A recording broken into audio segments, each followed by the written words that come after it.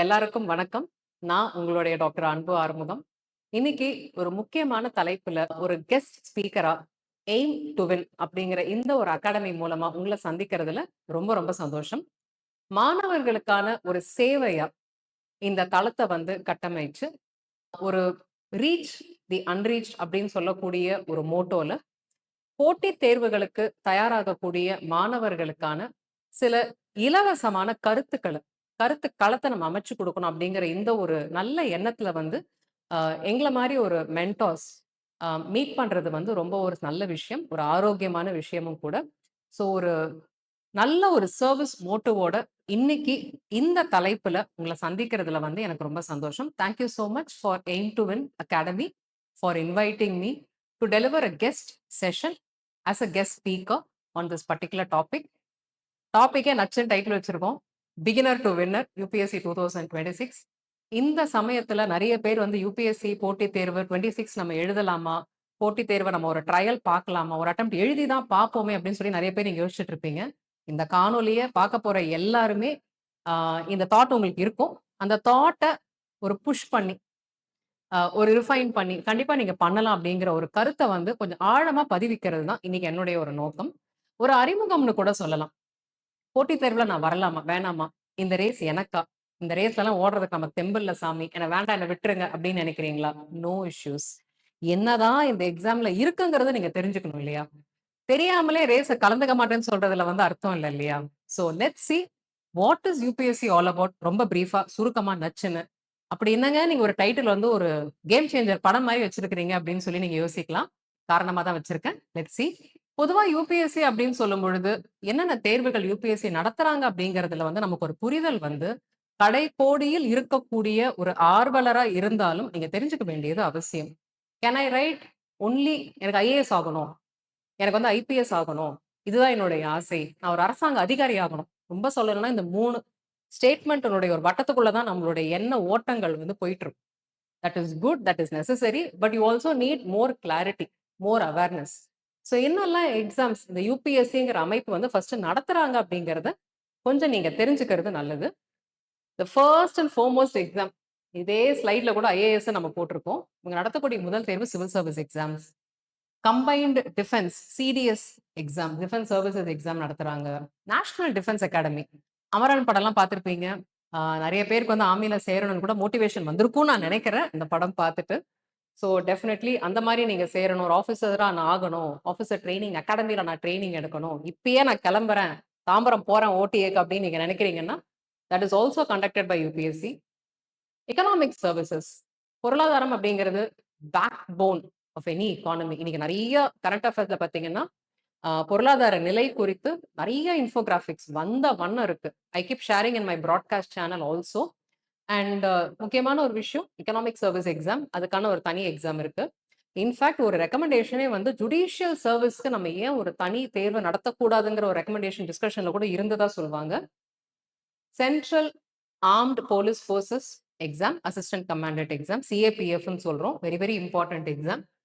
Forest service, IFOS, வனத்துறை பணி. So பேரலாவே நடக்கும். தனி வேகன்சிஸ், இன்டர்வியூ ப்ராசஸ் செப்பரேட். அதுக்கப்புறம் உங்களுக்கு இப்போ ஆக்சுவலி வந்து UPSC mains result any time expected வந்தது அப்படின்னா ஒரு 3 months ப்ராசஸ் ஃபார் இன்டர்வியூ வந்து டெல்லியில நடக்கும். கிட்டத்தட்ட ஒரு 1000 வேகன்சிக்காக இன்டர்வியூக்கு கூப்பிடுறாங்க அப்படின்னு எடுத்துக்கிட்டீங்க அப்படின்னா பொதுவா ஆர்வலர்கள் தெரிஞ்சுக்க வேண்டியது பேக்வர்ட்ஸா தான் நீங்க கால்குலேட் பண்ணணும்.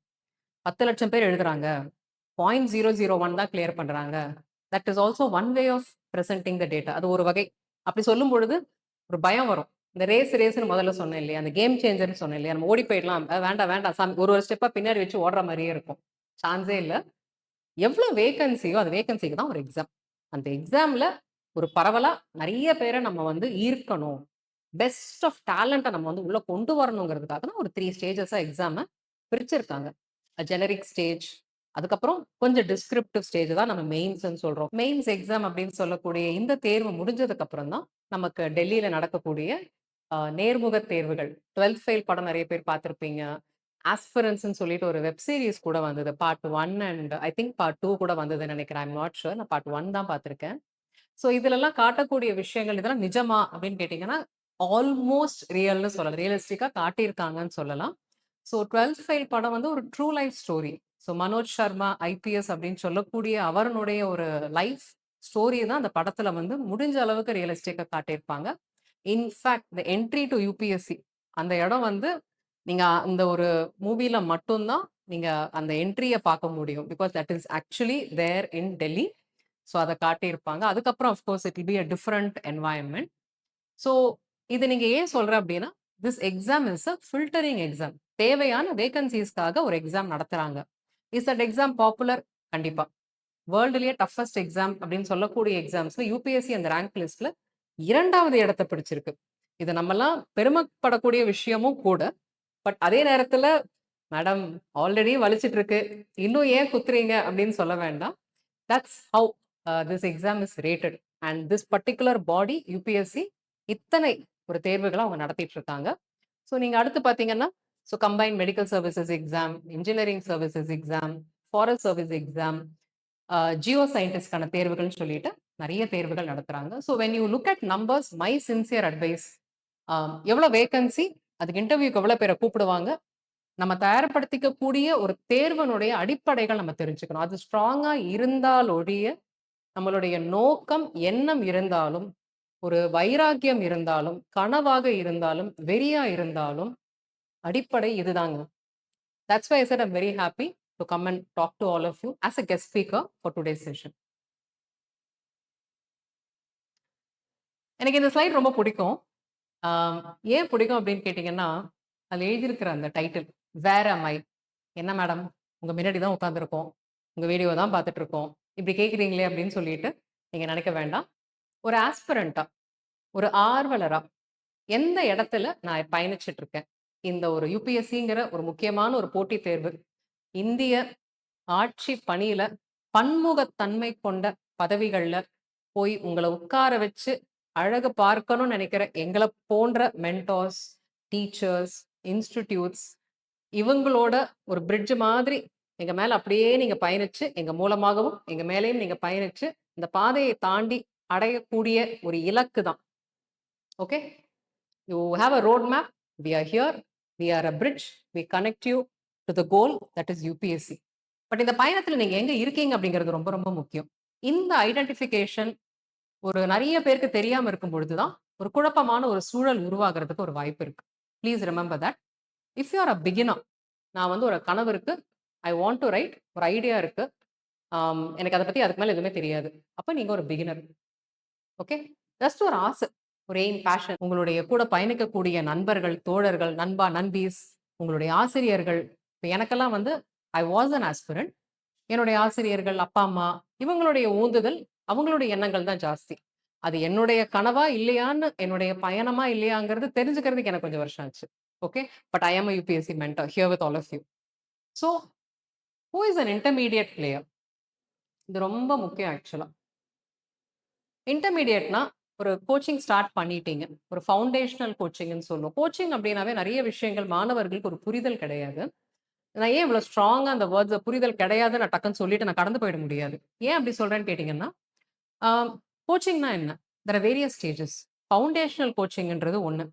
அதுக்கப்புறம் ஸ்பெஷலிஸ்ட் கோச்சிங். சிசாட் தனியா கோச்சிங் இருக்கு. ஆப்ஷனல் தனியா நீங்க போகணும்.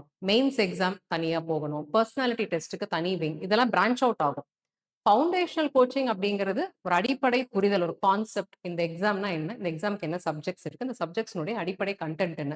இதுதான் ஃபவுண்டேஷனல் கோச்சிங். ஸோ இந்த அடிப்படை இருந்தா தான் அடுத்து நீங்க போக முடியும். என்சிஆர்டிஸ் தாண்டி தான் நீங்க போக முடியும். ஸோ இதுதான் அடிப்படை. ஸோ அந்த கோச்சிங் எக்ஸ்போஷர் இருக்கவங்க, கொஞ்சம் ஆண்டுகள் கோச்சிங் எடுத்துட்டு இருக்கிறவங்க, ஒரு வருஷத்துக்கு மேல பிரிப்பேர் பண்ணிட்டு இருக்கலாம். ஒரு அட்டெம்ப்ட் கூட நீங்க குடுத்துருக்கலாம். நான் அத அட்டெம்ப்ட்ன்னு தான் சொல்றேன். சீரியஸ் அட்டெம்ப்ட்ன்னு சொல்லல. யுபிஎஸ்சி எக்ஸாம் அப்ளை பண்ணி எழுதினாலே நீங்க ஆஸ்பிரண்ட் தான். ஆசைப்பட்டாலுமே ஆஸ்பிரண்ட் தான். ஆனா, how serious are you? Veteran. இவங்கள தான் சீரியஸ் ஆஸ்பிரண்ட்ஸ்ன்னு சொல்லுவோம். Chances of them clearing is definitely more. Definitely more. Okay. So veteran வந்து இன்டர்வியூ கூட போயிட்டு வந்திருக்கலாம். There are lot of my candidates interview போயிட்டு கூட வந்திருக்காங்க. அவங்கள நெறைய ஸ்டேஜஸ்ல ஒரு பிரிலிம் ஸ்டேஜ்ல நம்ம பார்க்குறோம். ஒரு எக்ஸாம் எழுதணும்னு நினைக்கிறவங்கள நம்ம பார்க்குறோம். ஸோ அவங்கள நம்ம வெட்டரன் ஆஸ்பிரண்ட் நம்ம வந்து சொல்றோம். ஸோ அடிப்படையில ஒரு ஒரு ஆண்டும் இந்த ஸ்லைட் நீங்க நிறைய தடவை பார்த்திருப்பீங்க. நிறைய பேர் சொல்லியிருப்பாங்க. இந்த எக்ஸாம நீங்க எழுத போறீங்க. இவ்ளோ பேர் இருக்காங்க. இதெல்லாம் நமக்கு கிடைக்குமா? அப்படின்னு சொல்லி இந்த ஸ்லைட்லயே எல்லாரும் ஓடி போயிடுவாங்க.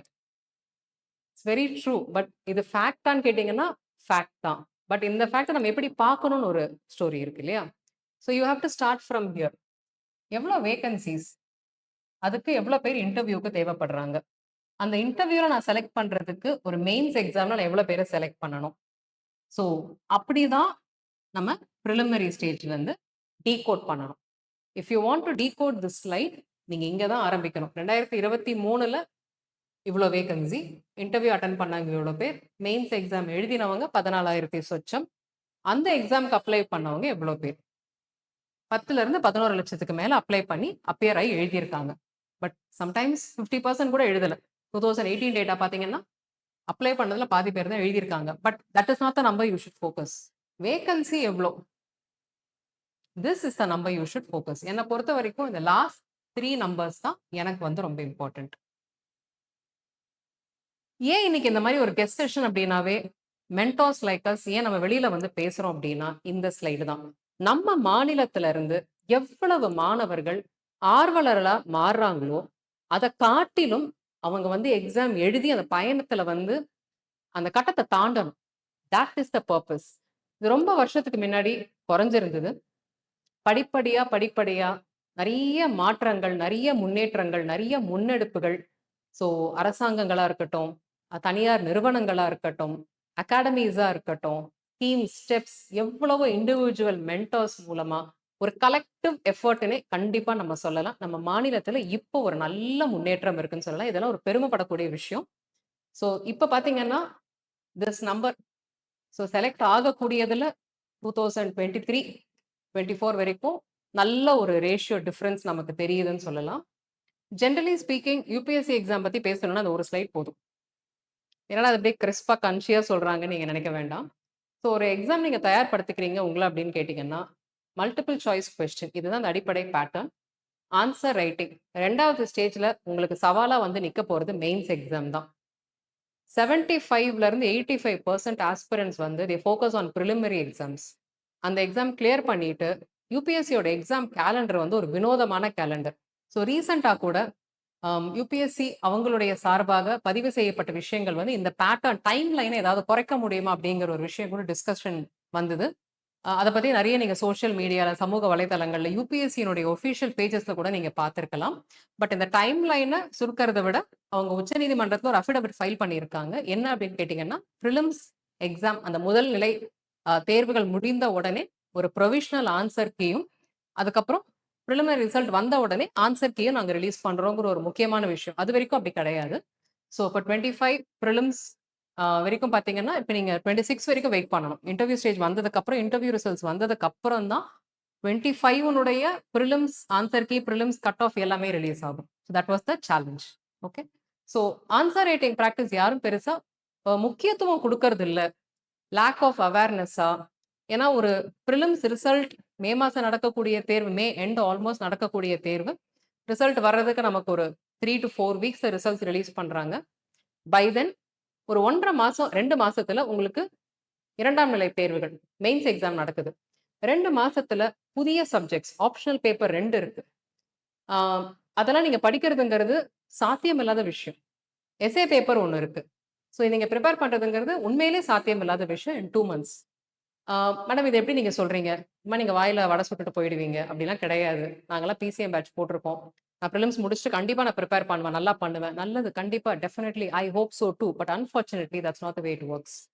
I've seen personally I've seen candidates. என்னோட இந்த ஒரு 7, 8 ஆண்டுகள் பயணத்துல யுபிஎஸ்சியினுடைய ஒரு மென்டாரா நிறைய மாணவர்கள் நாங்க சந்திச்சிருக்கோம், பார்த்திருக்கோம். பிரிலிம்ஸ் எழுதிட்டு மெயின்ஸ் பிரிப்பரேஷன் இருக்கும் பொழுது, அவ்வளோதான் முடிஞ்சு போச்சு அப்படின்னு சொன்ன மாணவர்களையும் நாங்க கேட்டிருக்கோம்.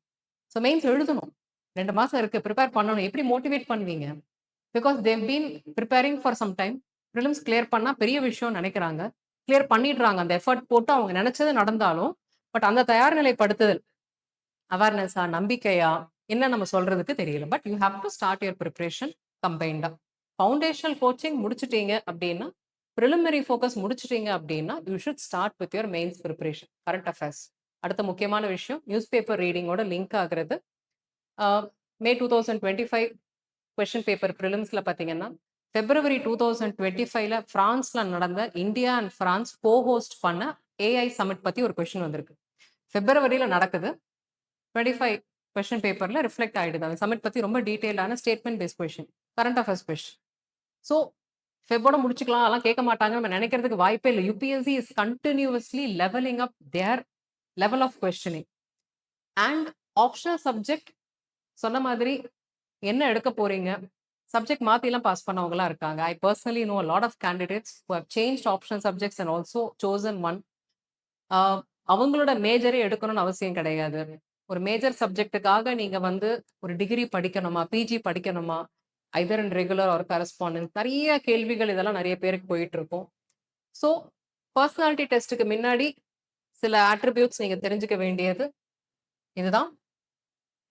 Very very important. டாஃப் ஃபார்ம்ல நீங்க எழுத வேண்டியது. ஸோ ஒரு 1 ஸ்லைட்ல முடிச்சிடலாம் அப்படின்னு நான் சொன்னது இதை மீன் பண்ணி தான். ஏஜ் லிமிட் பொதுவா நீங்க தெரிஞ்சுக்க வேண்டியது கண்டிப்பா எப்ப ஆரம்பிக்கணும். ஒரு எக்ஸாம் அப்படின்னா, எக்ஸாம்க்கான வயது வந்துருச்சு அப்படின்னா சந்தோஷப்படுறதுல ஒண்ணுமே கிடையாது. நிஜமா சொல்றேன். If you are 21, please don't be happy that you can start writing UPSC. How prepared are you? நான் கேட்குற கேள்வி அதுதான். எக்ஸாம் அப்ளிகேஷன் வந்துடுச்சு, okay. You're eligible to apply, okay. Apply தான் பண்ண முடியும். How prepared are you? How ready are you? காம்படிஷன்ல எந்த இடத்துல இருக்கிறீங்க? எத்தனை மாக் டெஸ்ட் போட்டிருக்கீங்க? இதுதான் உங்களுடைய தயார் நிலையை ஒரு விரிவுபடுத்தக்கூடிய ஒரு விஷயம் வந்து, உங்கள காம்படிஷன்ல நீங்க இருக்கீங்களா இல்லையான்னு சொல்லக்கூடிய விஷயமே அதுதான். இப்ப இந்த ஸ்லைடு எதுக்கு மேடம் போட்டு எங்கள இப்படி கேட்குறீங்க அப்படின்னா, when can you write? This slide tells you when you can start, when you can finish and how you should plan. So நீங்க ஸ்கூல் படிக்கும்போதே நான் ப்ரிப்பேர் பண்ண ஆரம்பிச்சுட்டா, lot of people do that. Smart ones prepare, give themselves a lot of time. So already ஒரு டஃப்பான எக்ஸாமுக்கு லேட்டாக வந்து நான் லேட்டஸ்ட்டாக என்ட்ரி கொடுத்துருவேன் அப்படின்னு சொல்றது நல்லா தான் இருக்கும். பஞ்ச் டைலாக்லாம் சூப்பராக இருக்கும். இல்லைன்னு சொல்லலை, பண்ண முடியாதுன்னு நான் சொல்லலை. பண்ணினவங்களும் இருக்காங்க. எவ்ரி இயர் யூபிஎஸ்சியில் சக்ஸஸ் ஸ்டோரிஸில் இந்த மாதிரியான விஷயங்கள் நம்ம நிறைய பார்த்துட்டு இருக்கோம். Okay, so this is the age limit. First பிகினிங்கில் சொன்னோம் இல்லையா, ஐஏஎஸ் எக்ஸாம் நான் எழுதணுன்ட்டுன்னு. ஐஏஎஸ்லாம் தனி எக்ஸாம் இல்லைங்க, இத்தனை சர்வீஸ்க்கு நடக்கிற எக்ஸாம் அது. All India services, group A services, group B services 3ஆ பிரிப்பாங்க. இது 3த்துக்கான ஒரு தேர்வு தான் யூபிஎஸ்சி அப்படிங்கிற ஒரு அமைப்பு நடத்தக்கூடிய சிஎஸ்இ, சிவில் சர்வீஸ் எக்ஸாம். அதனால தாங்க நானும் இங்க நிக்கிறேன், நீங்களும் அந்த சைடு நிக்கிறீங்க. ஸோ நம்ம 2 பேரும் கனெக்ட் ஆகுறதே இந்த ஒரே ஒரு ஸ்லைட்ல தான். பட் மார்க் பேசிஸ்ல, ரேங்கிங் பேசிஸ்ல, நீங்க சூஸ் பண்ணக்கூடிய ப்ரிஃபரன்ஸ் பேசிஸ்ல தான் இந்த சர்வீஸ் அலோகேஷன், கேடர் அலோகேஷன் நடக்கும். ஸோ ரொம்ப இம்பார்ட்டன்ட். ஐஏஎஸ் ஆகணும் அப்படின்னா நம்ம ப்ரிஃபரன்ஸ் ஃபார்ம்ல டாஃப் டீடைல்டு அப்ளிகேஷன் ஃபார்ம்ஸ் வந்து நம்ம டிக் பண்ணியிருக்கணும். ஸோ என்ன மேடம் சொல்றீங்க, எல்லாருமே இதான் மேடம் டிக் பண்ணுவாங்க, இதெல்லாம் நாங்கள் டிக்கே பண்ண மாட்டோம் அப்படிலாம் கிடையாது. மாக் இன்டர்வியூ சீசன்ல நாங்கள் வந்து ஐபிஎஸ் ஃபர்ஸ்ட் ப்ரிஃபரன்ஸாக போட்டிருக்கவங்கள பார்த்துருக்கோம். இந்தியன் ஃபாரின் சர்வீஸ், வெளியுறவுத்துறை ஃபர்ஸ்ட் ப்ரிஃபரன்ஸ் போட்டவங்கள நான் பார்த்துருக்கேன். அது மட்டுமே போட்டவங்கள நான் பார்த்துருக்கேன். So yes, definitely the choice is for IAS, நான் இல்லைன்னு சொல்லலை. But exam is conducted for all this exams. Revenue சர்வீஸ்ல இருந்து communication, defence, IDES, Indian defence estate service ஒரு அருமையான சர்வீஸ். இதை பத்தின ஒரு அவேர்னஸ், ஒரு புரிதல் வந்து ஆர்வலர்களுக்கு கண்டிப்பா இருக்கணும். இல்லை அப்படின்னா ரொம்ப கஷ்டம். அண்ட் பாண்டிச்சேரி, டெல்லி சர்வீஸ், இதுக்கான ஒரு அடிப்படை தேர்வு தான் சிவில் சர்வீஸ் எக்ஸாம். ஸோ எனக்கு முக்கியமான பிரசன்டேஷன்ல நீங்க தெரிஞ்சுக்க வேண்டியது, ஐஏஎஸ் ஆகணுங்கிறது நம்மளுடைய எண்ணம், ஆசை, ஒரு கனவா இருக்கலாம். அதற்கான ஒரு தேர்வு தான் இது. So the more marks you get, it decides your chances whether you can get IAS. So yes, thank you so much for joining me today in this very important guest session. So ஒரு UPSC போட்டித் தேர்வுகளில் ஒரு மென்டாரா, ஒரு ஆசிரியராக இருக்கக்கூடிய எனக்கு இந்த platform மூலமா உங்களை சந்திக்கிறதுக்கான இந்த ஒரு நல்ல வாய்ப்பு கிடைச்சதுக்கு ரொம்ப சந்தோஷங்கள்.